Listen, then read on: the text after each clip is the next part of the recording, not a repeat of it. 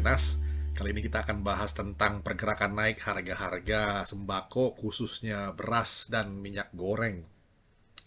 Kita mohon agar pemerintah mengendalikan inflasi supaya harga sembako, beras, dan minyak goreng ini tidak membebani rakyat, untuk dicermati dari waktu ke waktu. Beras memang masih ada faktor impornya, sedangkan minyak goreng justru faktor ekspornya. Nah, minyak goreng ini justru Indonesia merupakan salah satu pemasok dunia. Oleh karena berlebihan produksinya, maka sebagian diekspor CPO-nya.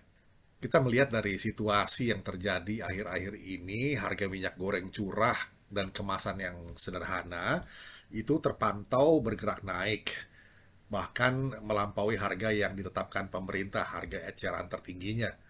Panel harga bahan pangan hari Senin, awal Januari lalu, menunjukkan harga minyak goreng curah itu dari 19.940 per liter, padahal sepekan sebelumnya, seminggu sebelumnya masih di 14.810. Jadi ada kenaikan yang cukup signifikan. Harga tertingginya mencapai 20.000 per liter di Maluku Utara dan terendahnya 13.400 per liter di Kepulauan Riau. Itu kondisinya. Sementara harga minyak goreng kemasan naik jadi 17.910. Dari minggu lalu masih sekitar 17.850-an. Harga tertinggi itu mencapai 23.460 di Maluku dan terendah di Jambi, yaitu 15.780. Jadi untuk minyak goreng tidak ada ceritanya sebetulnya kita kekurangan produksi. Untuk kebutuhan dalam negeri, produksinya melimpah.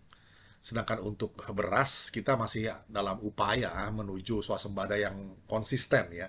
Sementara waktu kita sempat swasembada, tapi kadang-kala juga masih perlu dibantu import.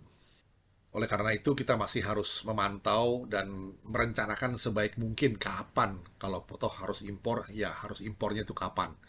Jangan sampai merusak harga saat panen, sebaiknya semua transparan.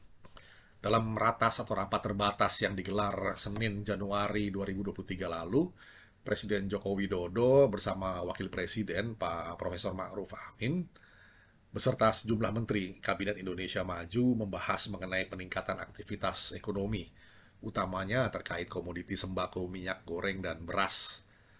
Dikatakan yang pertama urusan beras, yang kedua berkaitan dengan minyak goreng. Dilihat betul, kata Presiden Joko Widodo dalam arahan beliau. Kita kan sudah pernah mengalami runyamnya dikerjain oleh para spekulan atau mafia sembako malahan. Entah itu mafia beras maupun mafia minyak goreng. Kita sejatinya mampu swasembada, berswasembada beras apalagi minyak goreng. Produksi dalam negeri melimpah, tapi pergerakan harga dunia atau internasional bisa menggoda produsen menomorduakan kepentingan nasional. Padahal sudah ada kewajiban untuk memenuhi domestic market consumption atau domestic market obligation, DMO-nya. Sisanya baru diekspor. Disiplin inilah yang mesti dihormati oleh para pelaku usaha serta diawasi secara ketat oleh otoritas atau negara. Jangan ada kong kali kong lagi. Sedangkan hal lain yang dibahas dalam rapat terbatas itu yang kemarin akhir Januari itu adalah soal investasi pariwisata. Utamanya atas pencabutan pemberlakuan pembatasan kegiatan masyarakat atau PPKM di tanah air. Dikatakan selain Bali, daerah tujuan wisata yang sedang gencar dikembangkan adalah Labuan Bajo, kemudian Mandalika, lalu Toba, dan Likupang. Di lapangan, kata Presiden Joko Widodo, saya lihat kalau untuk wisatawan, di Manado sudah mulai banyak wisatawan yang datang. Di Bali juga sudah mulai pesawat-pesawat datang membawa wisatawan. Juga wisatawan lokal sangat bergeliat sekali, kata Presiden Joko Widodo. Wisatawan yang datang dari berbagai penjuru, lokal maupun mancanegara, harus mendapat kesan yang bagus selama berada di Indonesia. Karenanya investasi di bidang pariwisata juga perlu ditingkatkan terus. Soal kebersihan serta infrastruktur yang memadai sehingga para turis itu mendapat pengalaman serta pelayanan yang baik, serta kesan yang positif selama berwisata di Indonesia. Ya, begitu kira-kira tinjauan ekonomi tentang komoditas beras dan minyak goreng, juga soal pariwisata demi menyelamatkan Indonesia dari keterpurukan kita.